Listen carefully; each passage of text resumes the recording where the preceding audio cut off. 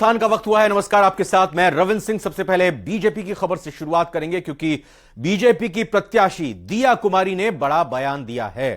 उन्होंने कहा है कि पार्टी को सीट जीतकर देनी है। मतलब दिया कुमारी को जो टिकट दिया गया है पार्टी की तरफ से चुनाव लड़ाने के लिए, उन्होंने कहा कि अपनी सीट पार्टी को जिताकर सौंपनी है। इससे पहले सवाई माधोपुर भी मेरे लिए नया था, राजसमंद भी नया था। दिया कुमारी ने कहा, मुझे चुनौतियां पसंद है। भैरव सिंह जी मेरे पिता समान हैं, मैं उनके परिवार का बहुत सम्मान करती हूं। राजस्थान में सीएम का फेस कमल का फूल है। आपको बता दें कि विद्याधर नगर से विधानसभा प्रत्याशी बीजेपी की तरफ से सांसद, राजसमंद सांसद दिया कुमारी को बनाया गया है और ये बातें उन्होंने इसी दौरान कही। बहुत अच्छा माहौल भी है, सभी में इतना उत्साह है।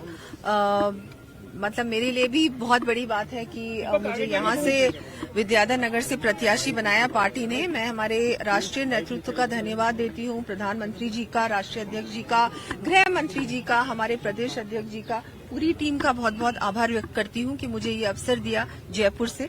और बिल्कुल सभी कार्यकर्ताओं का, क्योंकि ये चुनाव दिया कुमारी अकेली नहीं लड़ेगी, ये चुनाव कार्यकर्ता लड़ेंगे। और वैसे भी भारतीय जनता पार्टी का कार्यकर्ता प्रत्याशी के रूप में चुनाव लड़ता है और मेरे लिए भी मैं उन्हीं को श्रेय दूंगी, जैसे मैंने सवाई माधोपुर में भी मेरे कार्यकर्ताओं ने चुनाव लड़ा था। मेरे लिए वो भी नया क्षेत्र था, राजसमंद भी नया क्षेत्र था और इस बार तो घर से लड़ रही हूँ, जयपुर से। लेकिन जो विधानसभा है वो मेरे लिए नई है, तो बिल्कुल चुनौती कहूंगी या नहीं कहूंगी, लेकिन बिल्कुल बहुत ही मेरे लिए खुशी की बात है, मेरा सौभाग्य है कि घर से चुनाव लड़ने का इस बार अवसर मिला है।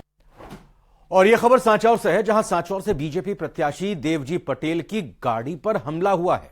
पथमेड़ा में वापस आते समय बदमाशों ने उनकी गाड़ी पर हमला किया है और सांचौर से 7 किलोमीटर की दूरी पर अज्ञात बदमाशों ने तोड़फोड़ भी की है। तो यह बड़ी खबर निकलकर सामने आ रही है। सांचौर से बीजेपी के प्रत्याशी हैं देवजी पटेल। उनकी गाड़ी का हाल, उनकी गाड़ी का हश्र आप देख सकते हैं।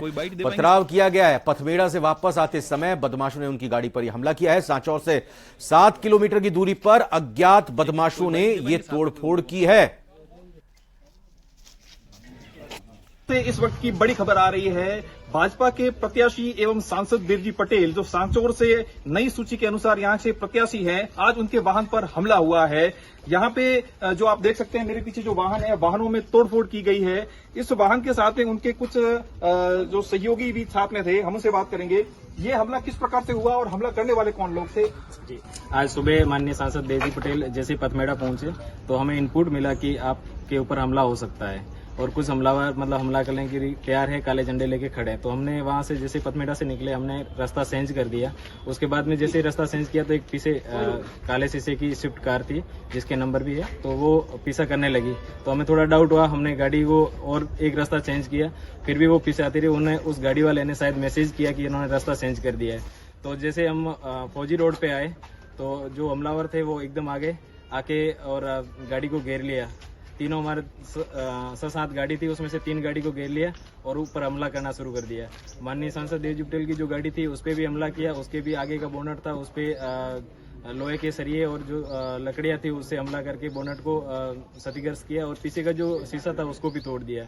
उसी के साथ में 2 गाड़ी थी, उसका पीछे का शीशा था उसको तोड़ दिया है और एक जो गाड़ी थी उसका पीछे का शीशा तोड़ दिया। मतलब 3 गाड़ियों को पूरे नुकसान पहुंचाया है और फिर हमलावर गाड़ी के ऊपर भी चढ़ गए और एक जानलेवा हमला करने की उन्होंने प्रयास किया। जिस प्रकार से सांसद देवजी पटेल को यहाँ पे टिकट मिलने के बाद में एक कंट्रोवर्सी देखने में आ रही है। अभी यहाँ पे सांसद देवजी पटेल भी मौके पे उपस्थित हैं, हम उनसे भी बात करने का प्रयास करेंगे। लेकिन अभी जब तक एक एफआईआर आप जो बता रहे हैं कि वो जो व्यक्ति है वो नामजद रिपोर्ट दी जा रही है, उन नामजद रिपोर्ट के आधार पर आगे पुलिस की कार्रवाई की जाएगी। न्यूज 18 के लिए रेवाशंकर, सांचौर। अच्छा, टोंक की भी खबर आपको बताते हैं, जहां पर एनआईए की टीम ने बड़ा कुआं इलाके में इरफान नाम के एक शख्स के घर पर करीब 4 घंटे तक छापेमारी की। ये चुनाव से इतर खबरें आपको बता रहे हैं क्योंकि एनआईए ने छापेमारी की और इस दौरान मोबाइल फोन के अलावा बैंक खातों से जुड़े दस्तावेज भी खंगाले गए, लेकिन किसी को भी गिरफ्तार नहीं किया। सूत्र के मुताबिक एनआईए को आरोपी इरफान के पीएफआई कनेक्शन होने के इनपुट मिले थे, जिसके बाद सर्च ऑपरेशन चलाया गया। हालांकि स्थानीय पुलिस और टीम ने किसी भी तरह की जानकारी देने से इनकार कर दिया है। देशभर के साथ टोंक में भी एनआईए का सर्च ऑपरेशन जारी है। बड़ा कुआ स्थित यहाँ एक मकान में 6 बजे करीब सुबह एनआईए की टीम पहुंची और स्थानीय पुलिस के साथ में बड़ी संख्या में इस एक मकान में सर्च ऑपरेशन किया जा रहा था। इरफान नाम का शख्स इसके मकान पे सर्च ऑपरेशन के बाद करीब 3 से 4 घंटे की छानबीन के बाद यहाँ की टीम है वो कोतवाली थाने पहुंची। हालांकि किस तरह की अंदर छानबीन की गई है, किस तरह के दस्तावेज जुटाए गए हैं, कौन से गैजेट्स इलेक्ट्रॉनिक साथ लेके गए, ये फिलहाल जानकारी नहीं मिली है। लेकिन सुबह 6 बजे से करीब 3 से 4 घंटे तक यहाँ टीम ने सर्च ऑपरेशन किया है। न्यूज़ 18 राजस्थान, दौलत पारेख।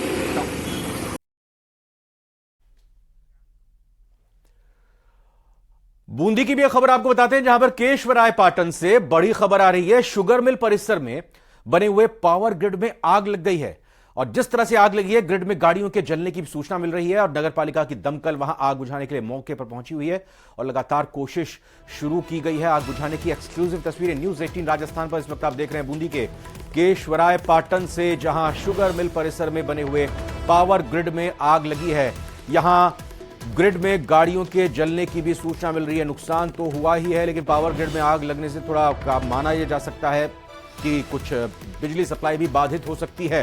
बहरहाल वो तो आगे की बात है, लेकिन पहली और कोशिश यही है, प्राथमिकता यही है कि नगर पालिका की दमकल की टीम जो मौके पर पहुंची है वो आग बुझाए यहां पर जल्द से जल्द। आग शॉर्ट सर्किट से लगी है या कोई और कारण है, ये तो फिलहाल जांच का विषय है। शुरुआती तौर पर अभी इसकी जानकारी नहीं मिली है, लेकिन बड़ी बात ये कि बूंदी के केशवराय पाटन में शुगर मिल परिसर में जो पावर ग्रिड बना हुआ है वहां पर आग लगी है और ग्रिड में गाड़ियों के जलने की सूचना है। मतलब इस ग्रिड के आसपास कुछ गाड़ियां भी थीं, वो भी बताया जा रहा है कि जल गई हैं। नगर पालिका की दमकल की टीम की कोशिश है कि आग पर कंट्रोल किया जा सके।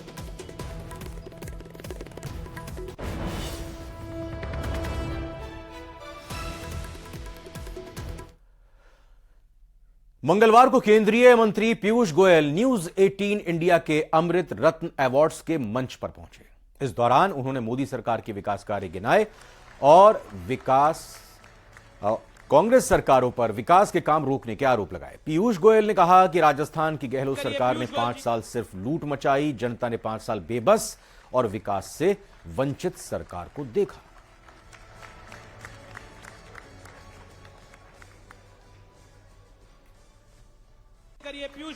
कांग्रेस की सरकारों ने इंफ्रास्ट्रक्चर पे तो कभी ध्यान दिया ही नहीं।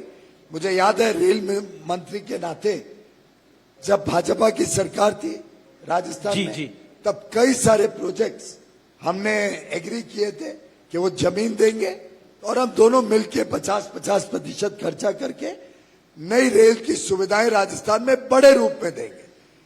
दुर्भाग्य से गहलोत जी की सरकार आई। अब गहलोत जी की सरकार को तो लूट ही लगी रहती थी, तो वो काम पूरा ऐसा ही करते थे जिसमें कोई विकास में तो उसको रुचि नहीं थी। उन्होंने हमें पत्र लिख दिया कि हम जमीन नहीं दे सकते, पत्र लिख दिया कि हम अभी पैसा भी नहीं दे सकते, और रेल लाइनों की जो जाल बिछाने का काम हम करना चाहते थे राजस्थान में, उसको पूरा ठप कर दिया। तो राजस्थान की जनता ने 5 साल एक बेबस और विकास से वंचित रखने वाली सरकार देखी। कांग्रेस नेता स्वर्णिम चतुर्वेदी ने केंद्रीय मंत्री पीयूष गोयल के आरोप का जवाब दिया। स्वर्णिम चतुर्वेदी ने कहा कि केंद्रीय मंत्री पीयूष गोयल के दावे असत्य और दावे झूठे हैं। जी हां, आगे वो कहते हैं कि पीयूष गोयल ने गहलोत सरकार पर विकास कार्यों को रोकने के आरोप लगाए थे और इसी पर यह जवाब उन्होंने दिया है। केंद्रीय मंत्री पीयूष गोयल जी के दावे नितांत असत्य और झूठे हैं। सही तथ्य यह है कि महत्वाकांक्षी जो रेल परियोजना राजस्थान की थी, यूपीए सरकार में प्रारंभ हुई थी, बांसवाड़ा रतलाम रेल लाइन, इसका उद्घाटन तत्कालीन चेयरपर्सन श्रीमती सोनिया गांधी जी ने किया था। 2000 करोड़ रुपए का बजट आवंटित हुआ था, लेकिन इस परियोजना को जैसे ही केंद्र में बीजेपी की सरकार आई उन्होंने लटकाया। लटकाने के पश्चात आज इस रेल परियोजना का बजट 4000 करोड़ हो गया बढ़कर के, और आधा पैसा राजस्थान सरकार से केंद्र सरकार चाहती है, जबकि 2000 करोड़ में यही परियोजना पूरी होती अगर इसको लटकाया नहीं जाता। तो आज यह बात दावे के साथ कही जा सकती है कि केंद्र की भाजपा सरकार ने राजस्थान के विकास को अवरुद्ध करने के अलावा और कुछ नहीं किया। न राजस्थान को कोई परियोजना दी, न राजस्थान के लिए कोई सौगात दी, बल्कि जो प्रोजेक्ट्स राजस्थान के विकास के यूपीए सरकार में बने उनको भी रोकने और लटकाने का ही कार्य इस केंद्र की भाजपा सरकार में हुआ है। और वहीं मंत्री प्रताप सिंह खाचरियावास ने भी केंद्रीय मंत्री पीयूष गोयल के आरोप पर जवाब दिया है। उन्होंने कहा कि देश में बढ़ती महंगाई, भ्रष्टाचार, बेरोजगारी को रोकने में केंद्र सरकार पूरी तरह से विफल साबित हुई है। देश की जनता भाजपा की कथनी और करनी की वास्तविकता को जान चुकी है। पीयूष गोयल जी बीजेपी के लिए कह रहे हैं ये सब। देश जानता है, राजस्थान जानता है कि लूट की, भ्रष्टाचार की, झूठ फरेब धोखे की दुकान तो बीजेपी है। आप कैसे कर सकते हो? कांग्रेस के ऊपर आपने इतने बड़े बड़े आरोप लगाए तो आप खुद के ऊपर खुद को मानो। ये खुद ऐसे ही है, इसलिए इनके दिमाग में ये सब क्यों चलता रहता है? दिन भर ये लूट, भ्रष्टाचार, डकैती की बात करते हैं, खुद जो काम करते हैं वो औरों के लिए बोलते रहते हैं। उदयपुर से खबर है, जहां एसीबी की स्पेशल यूनिट ने डूंगरपुर जिले के जिला परिषद मनरेगा अधिशासी अभियंता अजय भार्गव को सर्किट हाउस में 45,000 रुपए की रिश्वत लेते रंगे हाथों गिरफ्तार किया है। आरोपी अधिशासी अभियंता ने मनरेगा की स्वीकृति निकालने के एवज में रिश्वत की राशि की डिमांड की थी। अजय भार्गव मनरेगा की स्वीकृति निकालने के लिए सामग्री मद की राशि में से 2% कमीशन के रूप में 80,000 रुपए की डिमांड कर रहा था। वहीं 20,000 रुपए की राशि उसने ले भी ली। सत्यापन में पुष्टि होने पर आज एसीबी की स्पेशल यूनिट ने ट्रैप का जाल बिछाया और अभियंता अजय भार्गव को रंगे हाथों गिरफ्तार किया।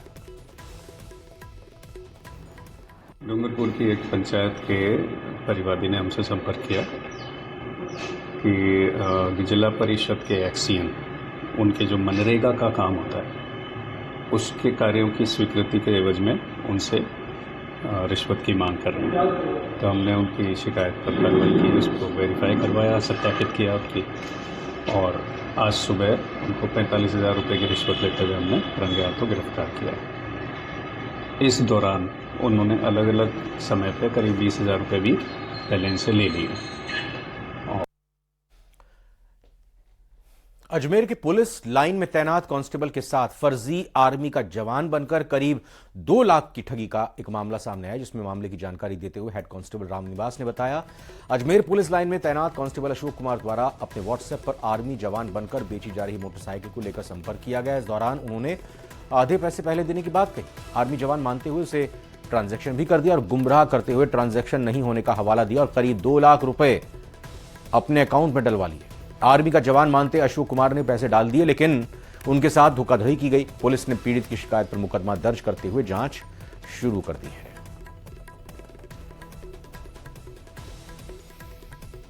मोटरसाइकिल, सेकंड हैंड मोटरसाइकिल खरीदने का विज्ञापन कोई व्हाट्सएप पे भेजा था उसको और कहा था मैं आर्मी वाला बंदा हूँ, मेरा ट्रांसफर हो गया यहाँ से बाहर, मैं आपको ये गाड़ी दे दूंगा। तो उसने पहले कहा साहब आधे पेमेंट जमा कराओ, फिर कहा तो कुछ और कराओ, रेड क्रॉस में अटक गया, कभी कहा सर्वर डाउन है, पेमेंट हुआ नहीं, वापस करो, यूँ करके उसको 7 तारीख को उसे लगभग 2 लाख रुपए की ठगी कर ली।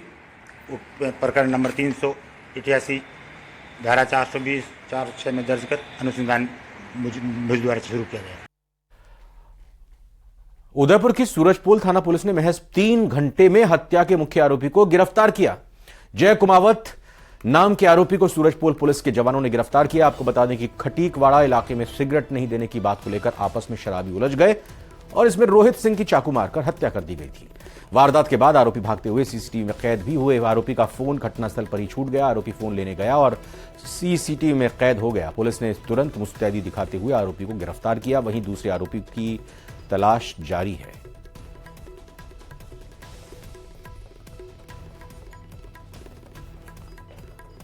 और ये खबर राजसमंद के आमेट से आपको बताते हैं, जहां मेले में पुलिस की दबंगई का वीडियो वायरल हो रहा है। व्यवस्था देख रहे पालिका कर्मचारी को कांस्टेबल ने पीट दिया। तस्वीरें आपके सामने हैं। पुलिस मारपीट का वीडियो सोशल मीडिया पर वायरल हो रहा है। मारपीट करने वाला कांस्टेबल पद्म सिंह आमेट थाने में तैनात है। मारपीट की घटना से नगर पालिका कर्मचारियों में नाराजगी देखने को मिल रही है। तो ये तस्वीरें देखिए आप, किस तरह से वहां पर ये पुलिसकर्मी अचानक थप्पड़ मारने लगते हैं इस व्यक्ति को और वो चुपचाप खड़ा हुआ उनकी बात को सुन रहा है, लेकिन ये इतने गुस्साए हुए हैं पुलिसकर्मी की एक के बाद एक थप्पड़ रसीद करते चले जाते हैं, फिर उनका कॉलर पकड़कर धक्का पीछे देते हुए गिरा देते हैं। डंडा भी बीच में मारा गया और ये जो कुछ हुआ इससे नगर पालिका कर्मचारी में नाराज है, क्योंकि जो मेले परिसर में या मेले स्थल में पुलिस की ये दबंगई साथ में आई है, यहाँ पर पालिका कर्मचारी जो व्यवस्थाओं को देख रहा था उस पर जो हमला हुआ, इससे पालिका कर्मचारियों में आक्रोश है, नाराजगी है।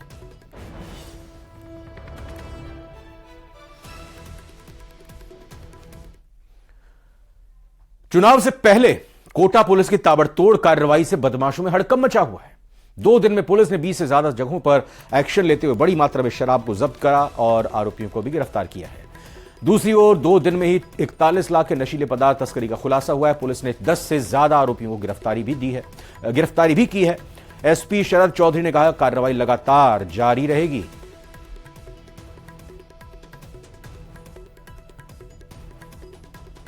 तो आचार संहिता लग गई है और इसी लिहाज से पुलिस और मुस्तैद हो गई है। फेयर फ्री इलेक्शन कराने के लिए जो दिशा निर्देश हैं, जो नजर है चुनाव आयोग की, निर्वाचन आयोग की, उसको अंजाम पहुंचाने के लिए लगातार पुलिस कार्रवाई कर रही है, बदमाशों की धरपकड़ कर रही है। माह दिसंबर में जो चुनाव होने वाले हैं उसके लिए आदर्श चुनाव आचार संहिता की घोषणा की और पूरा एक चुनावी कार्यक्रम आया। उसकी अनुपालना में कोटा शहर पुलिस के द्वारा कल अवैधानिक रूप से जो भी कार्रवाइयाँ हो रही थी उसके ऊपर पूरी कोटा शहर पुलिस ने कार्रवाई करी। कार्रवाई करते हुए हमने 19 एक्साइज एक्ट के मुकदमे विभिन्न थाना क्षेत्रों में बनाए और लगभग 3 लाख रुपए की शराब जब्त करी।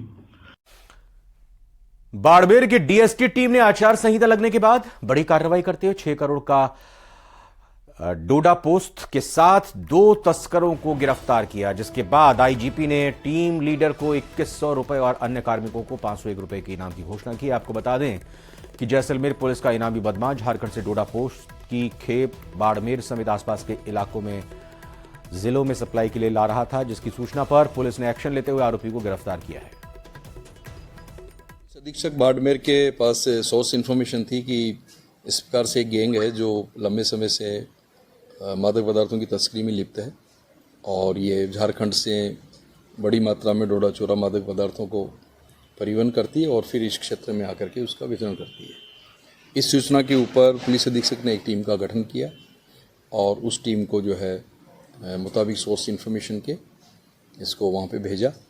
वहाँ इन्होंने अपनी इन्फॉर्मेशन को डेवलप करके और फिर उसका पूरा फॉलोअप चलता रहा और अल्टीमेटली जो है कल इन्होंने रात्रि में इस ट्रोले को पकड़ा और इसके अंदर जो है ये 44 क्विंटल मादक पदार्थ डोडा चूरा इसमें बरामद किया और 2 आरोपी हैं, उनको इसमें हमने दस्तयाब किया।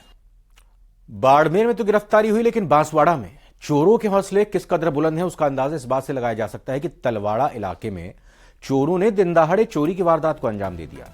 व्यापारी के पास किसी काम का बहाना कर चोरों ने 50,000 रुपए चुरा लिए और बाइक से फरार हो गए। चोरों का पीछा करने के बाद भी व्यापारी चोरों को पकड़ने में नाकाम रहा। फिलहाल पुलिस मामले की जांच में जुटी है।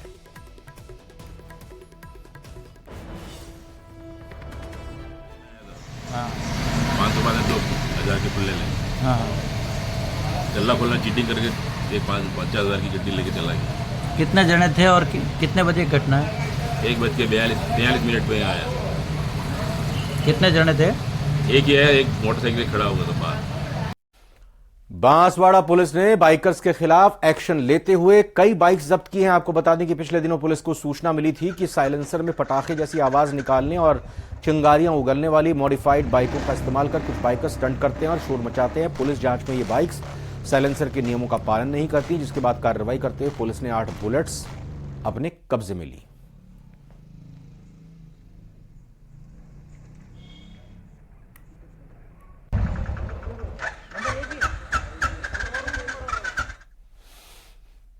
जैसलमेर में कल से हवाई सेवाओं का आगाज हो रहा है। गुरुवार 12 अक्टूबर को इस सीजन की पहली फ्लाइट जैसलमेर पहुंचेगी। इसके लिए एयरपोर्ट अथॉरिटी और द्वारा सभी तैयारियों को पूरा कर लिया गया है। गुरुवार को इंडिगो एयरलाइंस की पहली फ्लाइट दिल्ली से रवाना होकर दोपहर 1 बजे जैसलमेर में लैंड करेगी। इसके बाद 29 अक्टूबर से जैसलमेर से दिल्ली के साथ साथ जयपुर, मुंबई और अहमदाबाद के लिए हवाई सेवाएं भी शुरू हो जाएंगी।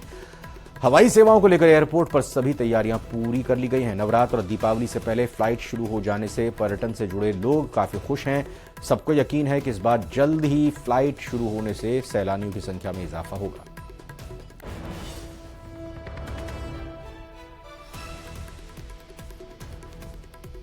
जैसलमेर के लिए बहुत अच्छी खबर है ये। कल से इंडिगो स्टार्ट करने वाला अपना ऑपरेशन। कल इनका दिल्ली जैसलमेर दिल्ली सेक्टर शुरू हो जाएगा। बाकी के इनके फ्लाइट्स जो 29 तारीख को चालू हो जाएंगे, जिसमें अहमदाबाद, जयपुर और बॉम्बे रहेंगे।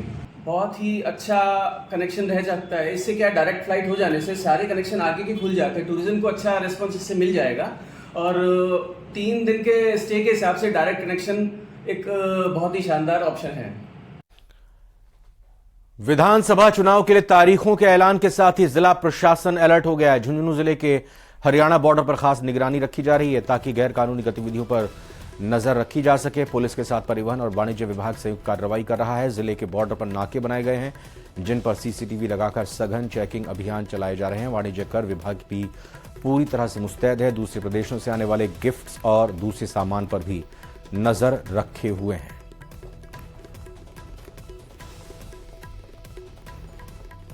बॉर्डर पर जो है हमारे चुनाव के संबंध में वैसे नाका लग रहे हैं। उनमें नाकों में पुलिस प्रशासन, ट्रांसपोर्ट, एक्साइज और से भी रिलेटेड जो महकमे हैं वो सारे मिलकर वहाँ पर जॉइंट नाकाबंदी करेंगे और नाकाबंदी चल रही है। अब जो रही बात इस तरफ से उस तरफ जाने वाली, तो जो चेकिंग चल रही है, थोड़ा चेकिंग चल रही है। मेरा यह मानना है कि अब इतनी चेकिंग के बाद आवागमन जो है इस तरह के एलिमेंट्स का नहीं होगा। हमारे विभाग में उड़न दस्ते का गठन कर दिया गया है। गठन दस्ता, उड़न दस्ता नियमानुसार पुलिस परिवहन विभाग के सहयोग से जांच कार्य कर रहा है। इसी क्रम में जो बिना बिल के, बिना इनवॉइस के सामान पाया जाएगा उसको हम चेक करेंगे। बॉर्डर एरिया पे हमारी फ्लाइंग स्क्वाड तैनात रहेगी। प्रदेश में विधानसभा चुनाव का बिगुल बज चुका है और इसी के साथ ही जिला प्रशासन ने चुनाव की तैयारियां और तेज कर दी हैं। वहीं दूसरी ओर इस बार विधानसभा चुनाव मतदान 23 नवंबर को है और इसी दिन देवउठनी एकादशी है। देवउठनी एकादशी का अबुझ सावा होता है। ऐसे में जिले में बड़ी संख्या में शादी विवाह होंगे। अब परिवहन विभाग को चुनाव में वाहनों की व्यवस्था को लेकर चिंता सताने लगी है। विशेष रूप से बसों की व्यवस्था को लेकर विभाग के समक्ष परेशानी हो सकती है। परिवहन सूत्र के अनुसार चुनाव में बड़ी संख्या में वाहनों की जरूरत होती है। विशेष रूप से मतदान के लिए जाने वाली पोलिंग पार्टियों के लिए अधिक संख्या में वाहन अधिग्रहित किए जाते हैं। वैसे परिवहन विभाग की ओर से छोटे वाहनों का अधिग्रहण शुरू कर दिया गया है।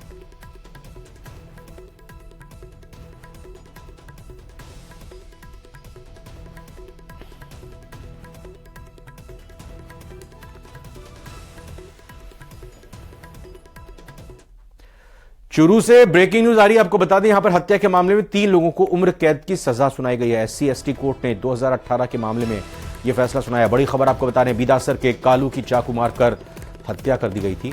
होटल में खाने के पैसे नहीं चुकाए थे। उसके बाद कुछ विवाद हुआ। आरोपी प्रकाश, अशोक और कानाराम को इस मामले में दोषी करार देते हुए उम्र कैद की सजा सुनाई गई है।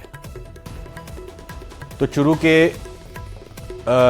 चुरू से बड़ी खबर आपको बता रहे हैं जहां पर 3 लोगों को उम्र कैद की सजा एक हत्या के मामले में सुनाई गई है। दोषी मानते हुए उनको उम्र कैद की सजा सुनाई गई है। SC/ST कोर्ट ने 2018 के एक मामले में यह फैसला सुनाया है।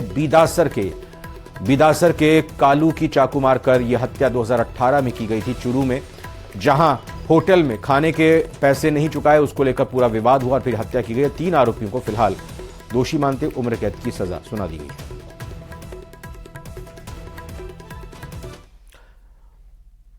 भरतपुर छात्रा के अपहरण के मामले में एक अपडेट आ रही है। इस मामले में अभी तो कोई गिरफ्तारी नहीं हो पाई है। पीड़ित परिजनों ने थाना परिसर में धरना दे दिया है। अपहरण मामले में कार्रवाई की मांग कर रहे हैं। परिजनों ने पुलिस पर आरोप लगाए हैं। युवती के पिता को हवालात में बंद कर दिया, यह आरोप लगाया और उसके अलावा पुलिस ने जबरन परिजनों को भगा दिया। 21 दिन पहले लापता हुई थी छात्रा। अब पिता ने आरोपी पर मुकदमा तब कराया था और पिता के साथ भी बदसलूकी की गई है। यह बात भी निकलकर सामने आ रही है। तो भरतपुर छात्रा अपहरण के मामले में अभी तक कोई कार्रवाई गिरफ्तारी के तौर पर देखने को नहीं मिल रही है, क्योंकि पीड़ित परिजनों ने थाना परिसर में इस बीच धरना दिया और अपहरण मामले में कार्रवाई की मांग की।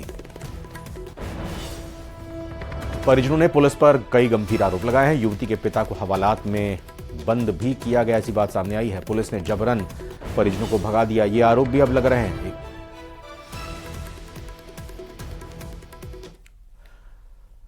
और इन्हीं खबरों के साथ फिलहाल महाराष्ट्र राजस्थान के इस बुलेटिन में इतना ही। आप बने रहिए लगातार न्यूज़ 18 राजस्थान के साथ।